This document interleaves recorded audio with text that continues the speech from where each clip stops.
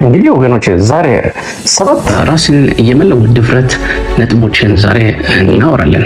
አንደኛው ለመለወጥ ድፍረት ማለት በጓደኞች ግፊት ወይም ማህበራዊ ሚዲያ ተጽዕኖ ሳይሆን እግዚአብሔር የሰጠን እውነተኛ ማንነትን መምረጥና መተግበር መጀመር ነው። ሁለተኛ ድፍረት ማለት ፍርሃት ፈጽሞ የለም ማለት ሳይሆን ልብህ በፍጥነት እየመታን ቢሆን እንኳን በትክክለኛው በህይወት መንገድ ለመጓዝ መወሰን ማለት ነው። ሶስተኛ ላይ በየቀኑ በጥቃቅን ድሎች ራስህን ወይንም የራስን ሶፍትዌር ማሻሻያ ሶፍትዌር አፕዴት ማድረግ ጀምር። ማለትም ማሸነፍ ምንነት ራስህን አለማመድ እንደ ትናንሽ ወይም ጥቃቅን አይነት ስራዎችን ተግባራትን በማካሄድ የዶፓሚን እንዲመነጭ ያደርጋል። ዋና የዶፓሚን ጥቅሞች ወደ 4 የሚያመጣሉ። አንደኛ ደስታና ተነሳሽነትን ስናሳካ ወይንም ስንደሰት ዶፓሚን ይጨምራል። እንደገና እንሞክር ዘንድ ያበረታተናል። ሁለተኛ ላይ ትኩረትና ትምህርት መማር መያዝ እና ትኩረት መጠበቅ ይረዳናል። ሶስተኛ ላይ እንቅስቃሴ መቆጣጠር የሰውነት እንቅስቃሴን ይጨምራል ወይም ይመራል። እጥረቱ ከገጠመን የመንቀሳቀስ ችግር ሊያመጣ ይችላል።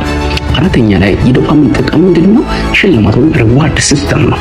ጥሩ ባህሪ እንድንደጋገም ያበረታታናል። አምስተኛ ላይ ስሜታችንን መመገብ ይረዳናል።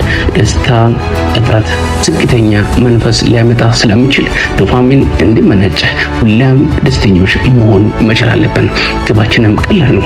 አራተኛ ላይ ራስን ወደ ለውጥ መምራት የምንችልበት ነጥቦች መሃል አንደኛው እነዚህ ትናንሽ ስኬቶች የአንጎልን የመተማመን አውራ ጎዳና ወይም ኮንፊደንስ ሃይዌይ በአዲስ መልክ በመገንባት ለትልልቅ ግቦች እንድትዘጋጅ ያደርጉሃል። አምስተኛ ላይ የሚቆጣጠር ነገሮችን የዛሬ ምርጫ እና ያለፈው ስህተትን ለመለየት ጥበብን ተጠቀም።